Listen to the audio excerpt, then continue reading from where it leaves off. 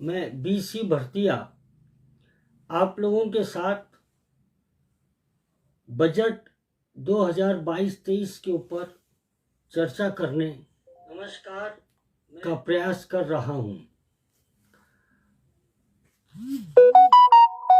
केंद्रीय वित्त मंत्री आदरणीय श्रीमती निर्मला सीतारमण जी ने आज संसद के लोकसभा में बजट देश का आर्थिक संकलन पेश किया और पेश करते समय जो उनकी बॉडी लैंग्वेज थी उसमें एक विश्वास था और एक उज्जवल भविष्य की कल्पना उन्होंने अपने भाषण के द्वारा हम लोगों को दी। उनके भाषण का विश्लेषण हम करें उसके पहले हमें ये समझ लेना चाहिए कि सरकार की आमदनी कहाँ कहाँ से कितने कितने प्रतिशत होती है और सरकार का खर्चा कौन कौन से मद में होता है। फिर हम देखेंगे कि पिछले साल की तुलना में आने वाले साल में कौन कौन से मद में कहाँ कहाँ क्या खर्चा किए और फिर उसका हम विश्लेषण करेंगे। पहले हम बात करते हैं आमदनी की। तो सरकार को जो आमदनी होती है उसका मुख्य स्रोत कर होता है। आयकर, कॉरपोरेशन टैक्स वो भी आयकर का ही हिस्सा है, GST और फिर अन्य अपन आएंगे। सरकार ने आकलन किया है कि उसकी कुल आय का 15% उनको आयकर से मिलेगा और जो एक्साइज ड्यूटीज मिलती है शराब पे, तंबाकू पे, ऐसे कई चीज पे जहां GST नहीं है वहां एक्साइज ड्यूटी है। 7% आमदनी एक्साइज ड्यूटी से होगी और कॉरपोरेशन टैक्स 15%, यानी इनकम टैक्स में कंपनियों से 15% और हम आम जनता से 15%। एक चीज समझ लेना, ये बार बार बोलते हैं कि कंपनी वाले टैक्स दे रहे हैं, ऐसा नहीं है। कुल आमदनी का अगर 15% कंपनी से सरकार को आयकर है तो 15% बाकी जगह से है। उसके बाद में GST 16% आमदनी है। GST ये पूरा हम लोग देते हैं, यानी 15% आयकर हम देते हैं, सरकार की आमदनी का 15% और सरकार की आमदनी का 16% GST हम देते हैं, क्योंकि GST ये consumption based, destination based consumption tax है। कंज्यूम कौन करता है? आम आदमी करता है। तो ये लोग जो एक हवा फैलाते हैं कि चंद लोग टैक्स देते हैं, ये हम लोगों को भ्रमित कर रही है। तो 15% और 15-30% तो हो गई आयकर, 7% और 16% ये अप्रत्यक्ष कर हो गया, यानी 23% अप्रत्यक्ष कर। तो प्रत्यक्ष कर 30%, अप्रत्यक्ष कर 23% सरकार की आमदनी है। इसके बाद एक कस्टम ड्यूटी, जो विदेश से माल आता है उस पर कस्टम ड्यूटी लगती है, उसका वो 5% सरकार की आय है, आय का हिस्सा है। नॉन टैक्स रेवेन्यू, यानी टैक्स के अलावा जो सरकार को यहाँ वहाँ से आमदनी होती है वो करीब 5% होगी। और बोरोइंग, कर्जा, ये सबसे खतरनाक है। ये सरकार ने 35% आकलन किया है, यानी सरकार का जो कुल खर्चा है उसका 35% वो कर्जा लेने वाले और 2% नॉन कर्ज की आमदनी है। यानी यूं समझें कि कुल आमदनी का, सरकार की कुल आमदनी का 35% तो वो मेहनत की आमदनी है और 35% हमारे ऊपर कर्जे का बोझ है। ये जाएगा कहाँ पैसा, ये भी समझ लें। ये जो केंद्र सरकार की इस अलग अलग योजनाएं होती है, उन योजनाओं के ऊपर 15% जा रहा है। फाइनेंस कमीशन और अदर के द्वारा जो इनको अलग अलग बांटना पड़ता है वो 10% है। ये जो टैक्सेस सरकार को आते हैं, वो टैक्सेस में राज्य का जो हिस्सा है वो 17% उसमें चले जाएगा। ब्याज, सरकार की आमदनी का 20% ब्याज पे जा रहा है, यानी जिसका कुछ भी नहीं हो रहा, कितना बड़ा कर्जा है, कितना बड़ा बोझा है, और 20% हमारे को आमदनी का सरकार को ब्याज देना पड़ता है। डिफेंस, सुरक्षा के लिए जो रक्षा मंत्रालय है, इसमें 8% खर्चा जा रहा है। जो सब्सिडीज, ग्रांट और ये सब जो सरकार देती है वो 8% है। और सेंट्रली स्पॉन्सर्ड स्कीम 9%, पेंशन 4% और बाकी खर्चे 9। यानी सरकार का जो कुल आमदनी है और कुल खर्चा है, ये हम इसको इस प्रकार से विभाजित करते हैं।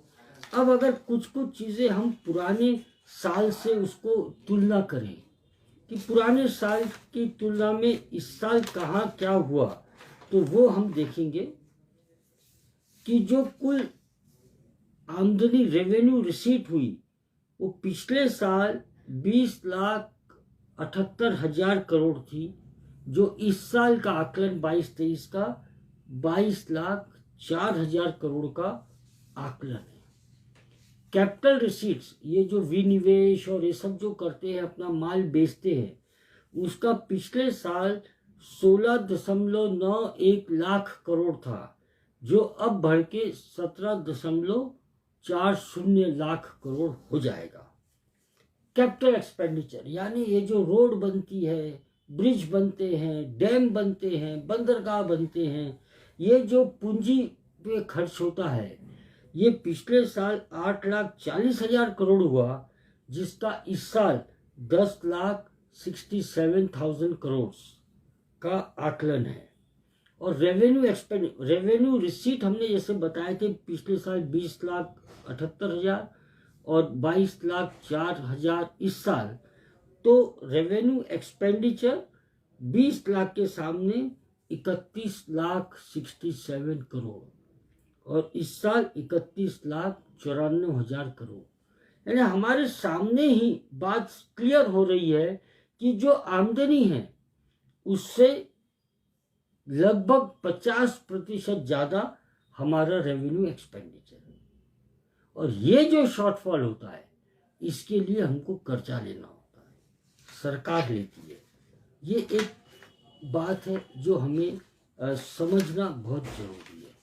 अब हम कुछ मुद्दे पे आए, बजट के बारे में आए, तो ये जो बजट है, ये ग्रोथ ओरिएंटेड बजट है, दूरगामी सोच है। इसमें इंफ्रास्ट्रक्चर ऐसा तैयार किया जा रहा है जिसका लाभ आने वाली पीढ़ियों को मिलेगा। ये बजट का फोकस कैपिटल एक्सपेंडिचर है, हमने देख लिया। तो ग्रोथ, कैपिटल एक्सपेंडिचर और इंक्लूसिव वेलफेयर, यानी सबका भला हो जाए। यानी हम इसको अगर एक सेंटेंस में कहें कि किसी को डांटा नहीं और सबका भला सोचा, ऐसा हम इसको बोल रहे हैं। इसमें टेक्नोलॉजी सबसे बड़ा रोल प्ले कर रही है। टेक्नोलॉजी का प्रमोशन बहुत बड़े पैमाने पे है। मैं आगे एक एक चीज़ का आपको खुलासा करूंगा कि किस तरीके से ये टेक्नोलॉजी आधारित विकास की बात की जा रही है। और अगर हम लोग टेक्नोलॉजी नहीं समझे तो हम ये विकास से बाहर हो जाएंगे। ये समझना बहुत जरूरी है। इसलिए टेक्नोलॉजी का ज्ञान हम सबको होना चाहिए, इस बात को भी ध्यान रखें। इसके साथ साथ अगर हम देखेंगे कि इसको, ये पूरा जो हम एक आगे देश को अंतर्राष्ट्रीय स्तर का बनाने जा रहे हैं, उसके लिए जो फोकस किया गया है, रोड, रेलवे, एयरपोर्ट, पोर्ट्स, बंदरगाह, मास ट्रांसपोर्टेशन, वाटरवेज, नदी के द्वारा, जल के द्वारा, और लॉजिस्टिक इंफ्रास्ट्रक्चर। यानी सोच क्या है? सोच है कि इतना बड़ा देश है, कहीं पर कुछ उत्पादन होता है, कहीं पर कुछ उत्पादन होता है, कहीं पर कुछ उत्पादन होता है, मगर खपत पूरे देश में होती है। तो जब तक हम हमारे माल का मास मूवमेंट एक जगह से दूसरी जगह ले जाने का नहीं करेंगे, तब तक हम लोग एक सामान की कीमतों पे नहीं बैठ सकेंगे। और इसीलिए रोडों को जल के माध्यम से इसको तैयार किया गया है और लॉजिस्टिक्स की बात की है, क्योंकि इसका स्टोरेज भी सही होना चाहिए। इसको हमको कहने का मतलब है कि नेशनल मास्टर प्लान जो वर्ल्ड क्लास मॉडर्न इंफ्रास्ट्रक्चर तैयार करे, इस चीज को ध्यान में रख के ये बजट हुआ है। अभी तक हम जब बजट देखते थे उसमें गांव की बात, महिला की बात, हेल्थ की बात, बाल विकास की बात, ये सारी बातें होती थी। पानी संरक्षण करके रखना, ये बजट में ये सब चीजों के ऊपर कहीं बहुत बड़ा फोकस दिखा नहीं। अब जो फोकस है ये इंफ्रास्ट्रक्चर, वो भी विश्व स्तर का इंफ्रास्ट्रक्चर, इसके ऊपर फोकस है। ये समझना बहुत जरूरी है। पोस्टल और रेलवे नेटवर्क को आपस में जोड़ा जा रहा है। अब देखिए कितना बड़ा काम हो रहा है। आज जहां कुछ भी इंफ्रास्ट्रक्चर नहीं हो, मगर पोस्ट ऑफिस जरूर मिल जाए। तो अगर ये पोस्ट ऑफिस का नेटवर्क सुंदर तरीके से हो गया गठित, तो ये कितना बड़ा काम हो जाएगा। और इसीलिए ये पोस्ट ऑफिस को बैंक का दर्जा देकर कोर बैंकिंग की बात की जा रही है। तो जब कोर बैंकिंग हो जाएगी तो दूर दराज इलाके से भी पैसे कहीं भी जा सकेंगे और कहीं से भी पैसे दूर दराज के इलाकों तक जा पाएंगे। इसमें जो हमारे बुजुर्ग लोग हैं, जो गांव में देहातों में ही बैठे हैं, वो लोग अपने आप बैंकिंग सुविधा के माध्यम से आपस में कनेक्ट हो जाएंगे। ये बहुत बड़ा कदम हम लेने जा रहे हैं। जो एक सोच थी कि पोस्ट ऑफिस, उसका नाम से पोस्ट ऑफिस रखा गया था, नहीं, अब ये हो गया है पूरा पोस्टल डिपार्टमेंट। और ये सिर्फ अब पोस्ट नहीं, आपके पैसे भी ले जाएगा, आपके संदेश भी ले जाएगा, हर प्रकार का काम ये आपके लिए करेगा। इसीलिए ये जो इंटीग्रेशन हो रहा है, ये इंटीग्रेशन में जो पार्सल की सुविधा होगी, ये पार्सल की सुविधा क्या है? तो अगर आपने पुराने बजट में कभी सुना हो तो वन सिटी वन प्रोडक्ट, यानी सोचने का, कहने का मतलब ये था कि एक इलाके में अगर एक माल का उत्पादन किसान करने लग जाए तो उससे क्या होगा कि वह माल के सारा टेक्नोलॉजी उस एरिया में, वो डिस्ट्रिक्ट में पहुंच जाए और वहां से सीधा ट्रेनों में पूरा रैक भर भर के अलग अलग जगह डेस्टिनेशंस पे उसका ट्रांसफर हो जाए, यानी ट्रांसपोर्टेशन कॉस्ट भी कम हो जाए। ये एक बहुत बड़ी पहल है कि वन स्टेशन वन प्रोडक्ट, एक स्टेशन से एक माल की रवानगी होगी, पूरे देश में हो जाएगी। इससे बहुत बड़ा हमको लाभ मिलेगा। और इसी से जोड़ा गया है 400 वंदे भारत ट्रेन। जो मैंने पहले कहा कि माल का मास मूवमेंट और आदमियों का मास मूवमेंट, तो आदमियों को भी एक जगह से दूसरी जगह आने जाने में सुविधा हो जाए, उसका भी पूरा ध्यान रखा गया है। और मल्टी मॉडल कनेक्टिविटी बिटवीन, आज देखिए शहरों में मेट्रो रेल आ गई है। मेट्रो रेल एक लाइन से चलती है, मगर लोग बाग हर जगह यहाँ वहाँ रहते हैं। तो मेट्रो स्टेशन से गली गली में कनेक्टिविटी हो जाए, उसकी तरफ भी खास ध्यान दिया गया है। ये अपने आप में बहुत बड़ी बात है। आज फार्मर्स के लिए जो डेवलपमेंट की बात कर रहे हैं, जो विदेशों में होता है कि छिड़काव करना है, दवाई का छिड़काव करना है, वो किसान को मुंह के ऊपर कपड़ा बांध के जाना पड़ता है, उसकी तबीयत खराब होती। अब जो ड्रोन टेक्नोलॉजी को विकास कर रही है और ये चीज़ों को किराए पे उपलब्ध हो जाए गांव गांव में, उसकी व्यवस्था कर रहे हैं। तो किसान को अब किराए पे ड्रोन लेकर और अपने खेतों में उसको जो भी दवाई छिड़कना है, जो भी काम करना है, वो उससे कर सकेगा। यानी हमारा किसान भी अब टेक्नोलॉजी के आधार पे और आधुनिक सुविधाओं का इस्तेमाल करके वो अपनी खेती करे, वो इम्पोर्टेंट है। खेती हो गई, माल निकल गया, उसके बाद क्या?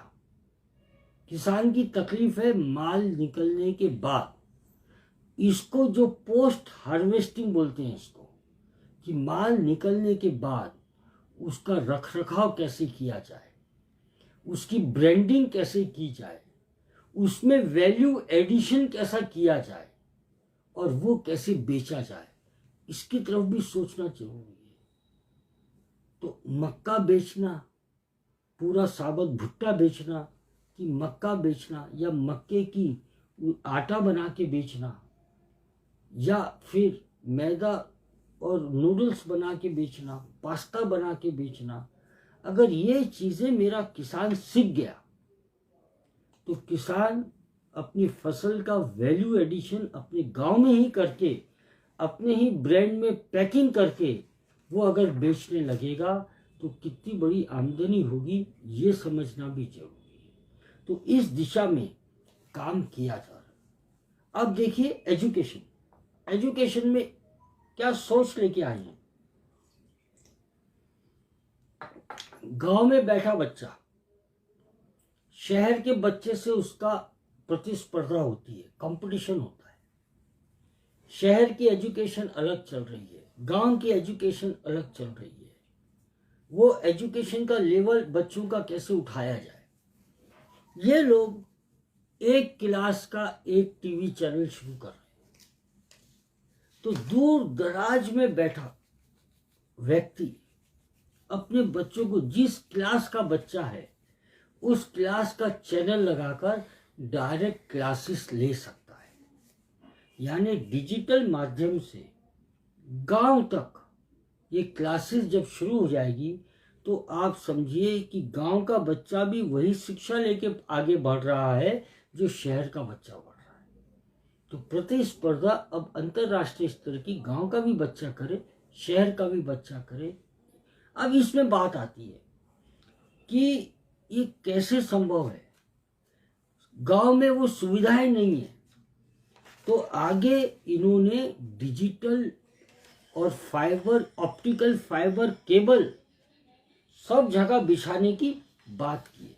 अपने आप में कितनी बड़ी बात है कि जब सब ऑप्टिकल केबल जगह जगह हो जाएगा, जो मैंने पहले बताया कि पोस्ट ऑफिस को और इनको इंटीग्रेट कर दिया जाएगा, वहां तक ऑप्टिकल केबल पहुंच जाएगा, घर घर केबल पहुंच जाएगा, तो अपने आप आधुनिक सुविधा, ब्रॉडबैंड की सुविधा हमको गांव तक पहुंच जाएगी। ये दूरगामी सोच लेके ये आगे बात कर रहे हैं। स्टार्टअप्स को प्रमोट करना है, स्टार्टअप्स का स्किल डेवलप करना है, स्टार्टअप को सुविधा कैसे पहुंचाना है, ये सारी चीज़ों का प्रावधान इस बजट में किया हुआ है। ये जो इन्होंने बात की है एजुकेशन की, high quality E content will be delivered through digital teachers. Teacher भी अच्छे लेवल के आ जाएंगे और डिजिटल माध्यम से, ई लर्निंग के माध्यम से हमारे बच्चों को ट्रेनिंग मिलेगी। यानी बच्चा अपने स्कूल में भी जाएगा और घर में भी बैठ के माता पिता उसको पढ़वा सकते हैं टीवी के माध्यम से, टीवी चैनल के माध्यम से। तो अब बच्चों को कौन सा टीवी चैनल देखना उसका भी दिशा तय करती गई है। जो पुराने हेल्थ मिशंस हैं वो सब चल रहे हैं ताकि स्वास्थ्य भी अच्छा रहे। आंगनवाड़ी 2 लाख आंगनवाड़ियों को अपग्रेड कर रहे हैं और सक्षम आंगनवाड़ी बना रहे हैं। तो जब आंगनवाड़ी महिला काम करने लग जाएगी, उसका ग्रेडेशन ऊपर हो जाएगा, उसका बजट प्रोविजन हो जाएगा, तो जो हमारे गांव में रहने वाले बच्चे हैं उनका स्वास्थ्य अच्छा होगा, उनका खान पान अच्छा होगा, उनका स्वास्थ्य के बारे में मार्गदर्शन आंगनवाड़ी के माध्यम से उनको अच्छा होने लगेगा। ये अपने आप में एक बहुत बड़ी उपलब्धि है। आप पीएम आवास योजना में 80 लाख घर, ये लोग इस साल 80 लाख घर देने की बात कर रहे हैं। हमारे लोगों को इसका फायदा लेना चाहिए। एग्रीकल्चर की बात में एक चीज भूल गया, जो गंगा मेरी बह रही है, मेरी गंगा जो बह रही है, गंगा में पानी में भी प्रदूषण होता है, केमिकल्स मिल रहे हैं। अब योजना आई है कि गंगा के किनारे के दोनों किनारों के 5-5 किलोमीटर तक सिर्फ ऑर्गेनिक खेती होगी, केमिकल वाली खेती नहीं होगी। तो उससे केमिकल हमारी गंगा में भी नहीं आएगा और खेती वहाँ अच्छी हो जाएगी। अपने आप में बहुत बड़ी बात है। कोविड के कारण हमारी हॉस्पिटैलिटी इंडस्ट्री, होटल, ये सब को बहुत समस्या है, व्यापार नहीं मिला। और जो योजनाएं दी गई थी एमएसएमई को लोन देने की सरकार की गारंटी से, वो योजना को और आगे बढ़ा दिया गया है और उसमें खास करके हॉस्पिटैलिटी इंडस्ट्री को जोड़ा गया। इस बजट में जो एक खास बात देखने के लिए आई है कि एक वाक्य का इस्तेमाल किया है, ईज ऑफ लिविंग। यानी सरकार ये तो मान गई कि मेरे देश में रहना इतना आसान नहीं है, हर जगह परेशानी है। तो ईज ऑफ लिविंग की बात कर रहे हैं। जो हमारे शहर के कानून है, बिल्डिंग लॉज है, बिल्डिंग के कानून है, एफएसआई, यहाँ इतनी मार्जिन, ये पूरा नए सिरे से तैयार किया जा रहा है। तो जो नई टाउनशिप बनेगी, ये अच्छी टाउनशिप बनेगी, वहाँ रहने का हमको पूरा आराम रहेगा। ऐसी पूरी अर्बन प्लानिंग करने का इसमें प्रावधान है। क्योंकि अब इलेक्ट्रॉनिक गाड़ियाँ आ रही है, तो उसके लिए ई चार्जिंग स्टेशंस भी अपने आप में एक बहुत बड़ी समस्या रहने वाली है। उसके लिए भी उन्होंने बात की है कि हम इसको अच्छा बनाएंगे। ईज ऑफ डूइंग बिजनेस की बात की। करीब 24,000 पुराने जो कानून हैं वो सब समाप्त किया है इन्होंने। मगर क्या वाकई व्यापार करने का ईज ऑफ डूइंग बिजनेस आज जिंदा है? पुराने कानून अंग्रेजों के खत्म हो गए होंगे, मगर जो मेरे देश में बनाए हुए कानून हैं, चाहे वो आयकर के कानून रहे, चाहे वो जीएसटी कानून रहे, चाहे वो फूड सेफ्टी कानून रहे, या बीआईएस का ज्वेलरी में कानून, ऐसे तमाम कानून हैं जिससे व्यापारी त्रस्त है। पुराने हटाना तो जरूरी था, मगर जो कानून हम लोगों ने हमारे देश में लाए हैं वो कानून की एक बार समीक्षा करना जरूरी है। जीएसटी आया, इतनी सारी विसंगतियां थी उसमें, है आज भी। सरकार ने खुद ने करीब 1500 संशोधन अलग अलग प्रकार से किए हैं और व्यापारी की एक संशोधन करने के लिए उसको परवानगी नहीं है। एक गलती हो गई बस उसके ऊपर फीस, पेनल्टी और ये सब लग रहा है। आयकर में प्रावधान लिया है कि 2 साल का टाइम है, आप अपनी पुरानी कोई भी आयकर की रिटर्न को दुरुस्त कर सकते हो। तो वो प्रावधान जीएसटी में क्यों नहीं? ये भी तो व्यापारी को लागू होता है। व्यापारी से त्रस्त है, इसकी फी इसकी पेनल्टी, इसका ब्याज, ये सब दे देकर व्यापारी त्रस्त है। तो इसके बारे में भी तुरंत ध्यान देना बहुत आवश्यक है, ऐसा हमको लगता है। ये पूरा जो चल रहा है, टियर 2, टियर 3 सिटी को विकसित करने की बात हो रही है। तो क्या गांव से लोगों को शहर की तरफ बढ़ाने की बात हो रही है? ये एक थोड़ा मेरा सोचने का, बहुत ज़्यादा गंभीरता से सोचना है।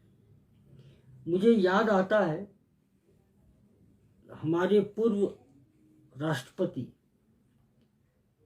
मरहूम आदरणीय डॉक्टर अब्दुल कलाम जी ने कहा था, उन्होंने एक शब्द का इस्तेमाल किया था, पूरा, PURA, providing urban amenities in rural areas, यानी जो शहर में सुख सुविधाएं हैं ये गांव तक पहुंचाई जाए, ताकि गांव का व्यक्ति गांव में ही रहे।